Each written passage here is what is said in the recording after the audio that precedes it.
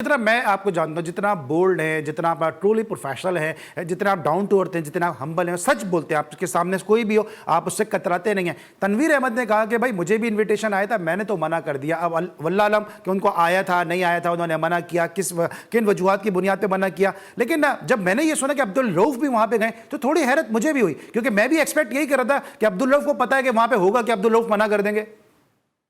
नहीं, मैं देखिए मैंने कभी भी किसी को मना नहीं किया, मुझे कोई भी बुलाता, क्योंकि मैंने सबसे ज्यादा चोटें पाकिस्तान की क्रिकेट में खाई हुई हैं। मैं आपके साबका प्लेयर्स की हाथों भी इस्तेमाल हुआ हूँ और मैं पाकिस्तान क्रिकेट बोर्ड ने भी मुझे डिस्क्रिमिनेशन का निशाना बनाया सबसे ज्यादा। मगर मेरा एक अपनी एक पर्सनैलिटी है, एक उसूल है कि मैं मना नहीं करता किसी को। कि आप कैसे मना कर सकते हैं कि उन्होंने कहा जी कि आपसे कुछ तजावीज लेनी है तो मैं उनको कहूँ जी मैं नहीं आ रहा। तो ये तो गलत चीज हो जाती है ना कि उसूल ही इस चीज का नहीं। मैं कौन सा भी वहां पे नौकरी लेने गया था या मैं कोई रात को होटल में स्टे करने गया था या खाना खाने गया था।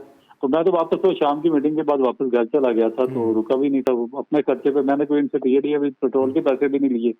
तो ये चीजें हैं कि आप इस तरह मना नहीं कर सकते। अगर कोई आपको इसलिए इनवाइट करे या कोई आपको बुलाए तो कैसे मना कर सकते। ठीक है, क्योंकि जब इस मीटिंग के बारे में मैंने कुछ लोगों से भी बात की तो सबने अपने अपने ख्यालात का इजहार किया।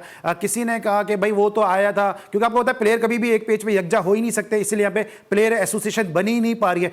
एक दूसरे की बैक बैटिंग, दूसरा तीसरे की बैक बैटिंग। किसी ने कहा कि यार अब्दुल रऊफ ने कह दिया कि यार मैं तो इतना पढ़ा लिखा हूं, मुझे क्रिकेट बोर्ड जॉब क्यों नहीं दे रहा।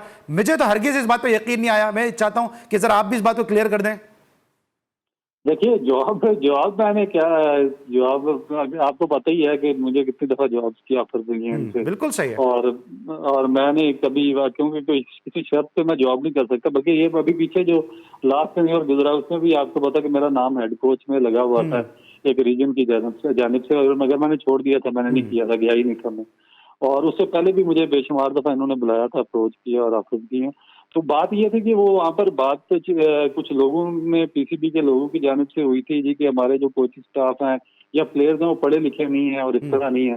फिर एक और हमारे साबका प्लेयर्स उन्होंने 15-20 मिनट का इसी पे लेक्चर दे दिया कि इनको ना कोई असाइनमेंट बनानी आती है, ना लिखना आता है, ना इनको कोचिंग की अलग का पता, और ना ये इलिटरेट किस्म के लोग हैं, ये आ जाते हैं तो इनको किसी चीज का पता नहीं होता तो सारा सिस्टम बर्बाद करते हैं।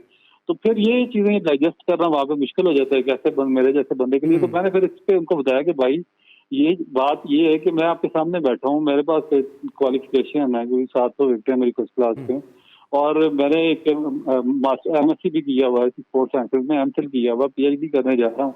और आप मुझे आप सामने बिठा के आप क्या बातें कर रहे हैं जी कि ये जाए ना और इनको कुछ पढ़ना लिखना नहीं आता और ये कुछ नहीं। तो फिर आप स्क्रूटाइज प्रॉपरली किया करें ना। ये तो कोई तरीका नहीं है कि अगर आप खुद जानबूझ के इलिटरेट लोगों को वहां पर चांस भी दें, चापलूस लोगों को साथ भी लगाएं और नेपोटिज्म को भी फैलाएं, और उसके बाद फिर आप ये भी बात करें जी कि आप हमारे पास पढ़े लिखे लोग नहीं हैं।